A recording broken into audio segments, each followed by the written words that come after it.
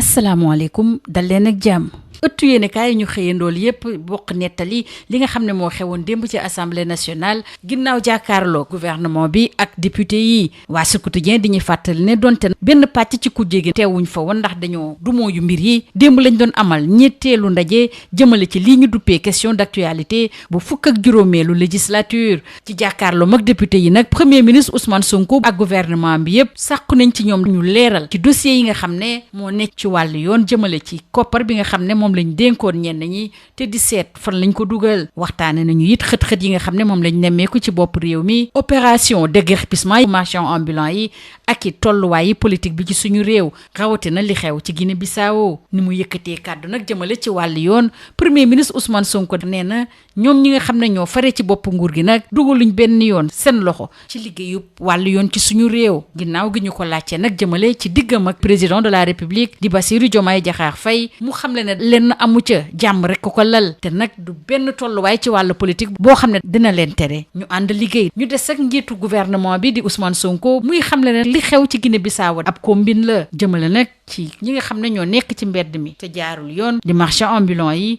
maître Bamba Cissé bi ñu dénk wàllu biir réew mi ngi soñu député Pape Djibril Fall bi nga xam ne dafa amoon ab laaj bu jëm ci wàllu wi nee na dellu ci loi yi nga xam ne député yi fare ci assemblée nationale ñoo ko wote woon ñu des ci assemblée nationale ndax la fi xewoon démb it soxal na bu baax a baax le soleil ñuy fàttali ne moom njiitu gouvernement bi tey la gën a dogu ngir coppite yi nga xam ne moom la nam ma indi ci doxalin bi ci suñu réew ci diggante gu ñagas biñ doon wax ci diggam ak président de la république xam la ne amul benn problème te it muy fàttali ne ngëm-ngëm moo tax muy yëngu ci wàllu politique kàddu yi nga xam ne nag moom le premier ministre Ousmane Sonko jagleel ku jég yi nga xam ne teewuñu fa woon ci loolu la nag sànni na leen xeer bu baax a baax le soleil di dellu si it ci kàddu jëwriñ bi ñu dénk wàllu biir réew mi di Bamba Cissé muy xam la ne ci réew mi nag faaw ñu fexe ba ñëpp yeru te it yëpp tegu ci yoon keneen koo xam ne it yëkkati na ay kàddu ci kanamu député yi mooy Cheikh Diba ñu dénk ko wàllu finance ak budget muy dellu si ci waxtaan bi am suñu digg ak waa FMI nee na mi ngi wëy bu baax a baax Daouda Ngom di naataangoom bi nga xam ne moom lañ dénk wàllu njàng bu kayo mi xam ne ci diggante atum 2024 ak 2025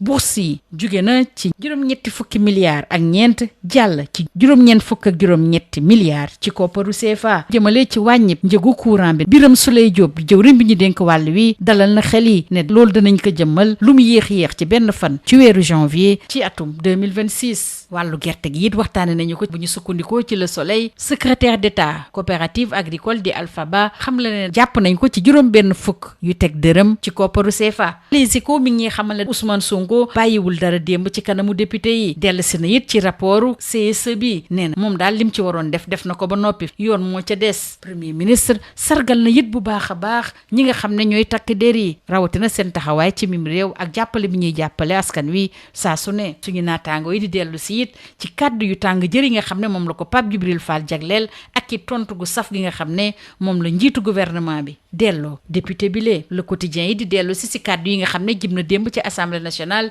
mu bawoo ci njiitu gouvernement bi ak it yenn ci ay ministre am suñu naataango bi di xam ne soppi na kàddu jëmale ci junni milliards nga xam ne dafa xam ne mi ngi ci ab compte leneen loo xam ne it premier ministre leeral na ko nee na bépp dëkk boo xam ne da ngay bañ ñu jële fa doomi réew mi indiwaat ko ci suñu réew na la wóor ne Sénégal moom it ni mel la nar a doxaleeg yow muy fàttali ne li xew ci Guinée Bissau moom du lenn lu dul ab combine ci beneen wàll wi nag jëwriñ bi ñu dénk wàllu économie di Abdourahmane Sarr jëmale ci li ñu duppee bor bi ñu nëbb nee na coow li yëpp jaru ko ci waa source a di xamle ni yu bëri leeral nañu ko foofulee waaye nag yenn ci li nga xam ne moo jaaxal askan wi leeraluñ ko ci seen bopp ci diggam ak président Bassirou Diomaye Diakhar Faye Ousmane Sonko dalal na xelu ñi nga xam ne dañ doon sikki sàkk jëmale ci wàll wi wala si dellu si it ci kàddu yi nga xam ne Ousmane Sonko yëkkati na ko démb ci kanamu député yi ne dafa jotoon nag ñu leeral ay mbir sama digg ak Bassirou Diomaye Faye ñu ngi gisee te ñooy añandoo di reerandoo Ousmane Sonko kàddu yi mu yëkkati waa Walf Quotidien saytu nañ ko bu baax a baax tina ni muy ne moom Sénégal lay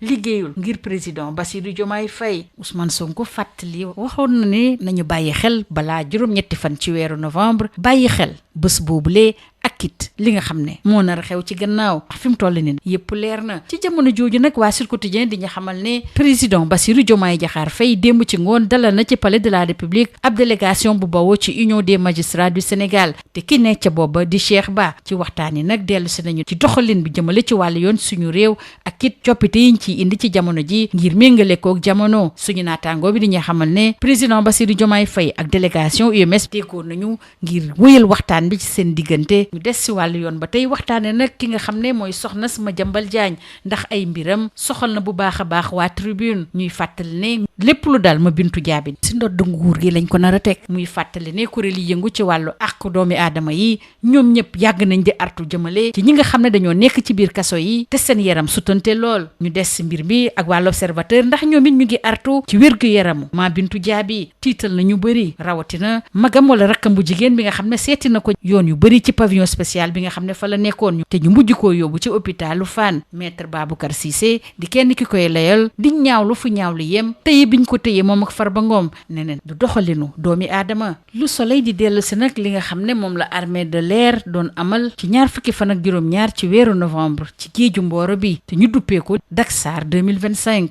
muy càmbar bu baax a baax natt it doole xarañteef bi nga xam ne am nañu ko bés bu jëye yu mel noonu le amee ci suñu réew. def nañ ci ay jumtukaay yu am solo lëkkaloog ceeg askan wi nga xam ne moo faree foofule. lii moo gënoon a fës ci ëttu yéenekaay ñu xëyandool yendoog jàmm. Bonjour. La séance de questions d'actualité hier à l'Assemblée nationale est passée en revue par la presse parue ce jour. Partiellement boycottée par l'opposition, l'Assemblée nationale a tenu hier, vendredi 21 février, la 3e séance de questions d'actualité de la 15e législature, installée le 2 décembre 2024. Selon Sud Quotidien, face aux députés, le Premier ministre Ousmane Sonko et son gouvernement ont été invités à clarifier plusieurs points relatifs aux lenteurs constatées dans la reddition des comptes, aux tensions au sein de l'exécutif, aux opérations de déguerpissement des marchands ambulants, ainsi qu'à la situation politique particulièrement instable en Guinée-Bissau. Et sur ce, le Premier ministre a tenu à préciser ce qui suit: l'exécutif ne s'immisce pas dans les affaires judiciaires. Interpellé sur ses relations avec le président de la République, il affirme qu'il n'y a rien d'autre que la paix entre nous et aucun contexte politique ne nous empêchera de travailler ensemble. Toujours dans les colonnes du confrère de l'Avenue Bourguiba, le chef du gouvernement d'affirmer que ce qui s'est passé en Guinée-Bissau, nous savons tous que c'est une combine. Et le confrère de donner la parole à Maître Bamba Cissé, le ministre en charge de l'Intérieur, qui renvoie le député Pape Djibril Fall aux lois votées par l'Assemblée nationale sur l'occupation de la voie publique. Restons avec ce face-à-face entre le gouvernement et les députés, cette fois-ci avec Le Soleil, qui revient sur les propos de Ousmane Sonko sur son supposé différend avec le président de la République, Bassirou Diomaye Diakhar Faye. Il n'y a aucun problème. Et il rappelle, on travaille ensemble, on se voit et on mange ensemble. Et le Premier ministre de préciser, je fais de la politique par conviction. Et pour ce qui est de la reddition des comptes, le chef du gouvernement prône le traitement des dossiers avec rigueur et célérité. Au même moment, Cheikh Diba, le ministre en charge des finances et du budget, revenant sur les négociations avec le FMI, rassure, les discussions se passent très bien, alors que le ministre de l'Intérieur et de la Sécurité publique, Bamba Cissé, est d'avis qu'il faut de la discipline et de l'ordre dans le pays. Et pour ce qui est de la baisse du prix de l'électricité, Birame Souleye Diop, le ministre de l'Énergie, du Pétrole et des Mines, de soutenir que la baisse sera effective au plus tard le 1er janvier, alors que Daouda Ngom, le ministre de l'Enseignement supérieur, indique qu'entre 2024 et 2025, les bourses des étudiants sont passées de 84 à 98 milliards de francs CFA. Restons à l'hémicycle, cette fois-ci avec les Échos qui informent que Ousmane Sonko fait feu de tout bois. Pour le rapport du Conseil économique, social et environnemental, il affirme qu'il a fait ce qu'il avait à faire. Entre Diomaye et moi, les choses sont maintenant claires. Les piques assassines de Pape Djibril Fall et la réplique qualifiée d'excessive de Ousmane Sonko n'ont pas échappé à nos confrères. Sonko terre à terre. Intime conviction du Quotidien, qui renseigne qu'il change de version sur les 1000 milliards de francs CFA et affirme que tout pays qui refuse l'extradition verra le Sénégal lui appliquer la même chose. Et sur la supposée crise au sommet de l'État, Ousmane Sonko de réaffirmer qu'il ne travaille pas pour le président Diomaye, mais pour le Sénégal. Et pour Abdourahmane Sarr, le ministre en charge de l'économie, la dette cachée, c'est une polémique qui n'a pas sa raison d'être. Restons avec ces questions d'actualité avec Source A, qui relève beaucoup de certitudes qui ont été affichées et peu d'inquiétudes qui ont été dissipées. Abdourahmane Sarr, le ministre en charge de l'économie, d'ironise sur la dette et d'indiquer: si vous savez qu'une dette existe et que vous la payez, elle n'est pas cachée. Et Cheikh Diba se veut rassurant: le FMI doute, mais tout va bien. Et le Premier ministre rappelait qu'il avait dit qu'il y aurait un avant, un pendant et un après. 8 novembre, il y avait un besoin de clarification et maintenant, les choses sont désormais claires, affirme le chef du gouvernement. Et Ousmane Sonko de déballer dans les colonnes de l'AS. Et pour l'enquête, Sonko était à découvert hier devant les parlementaires. Concernant le boycott d'une partie des députés de l'opposition, Ousmane Sonko parle de fuite et renvoie ses détracteurs à leur responsabilité. Alors que pour Walf Quotidien, Ousmane Sonko est dans tous ses écarts, en affirmant « Je travaille pour le Sénégal et non pour le président Bassirou Diomaye Diakhar Faye ». Toujours d'après le Premier ministre, le Sénégal ne tolérera plus les 2 poids 2 mesures dans ses relations judiciaires internationales. Pour Yoor Yoor bi, ce débat parlementaire est tout simplement historique, avec Ousmane Sonko qui impose son leadership en revenant sur les réformes et la gouvernance de rupture. Il l'informait d'informer qu'à l'Assemblée nationale, Ousmane Sonko brise les tabous. Et pour ce qui est du déguerpissement des marchands ambulants, le Premier ministre d'insister, l'objectif n'est pas de chasser les ambulants, mais il faut libérer la voirie publique. Le chef du gouvernement a également salué le professionnalisme des djambars. Retenez avec Sud Quotidien que pour la modernisation de la justice, le président Bassirou Diomaye Diakhar Faye a échangé avec l'Union des magistrats du Sénégal. Il a reçu hier après-midi une délégation de l'UMS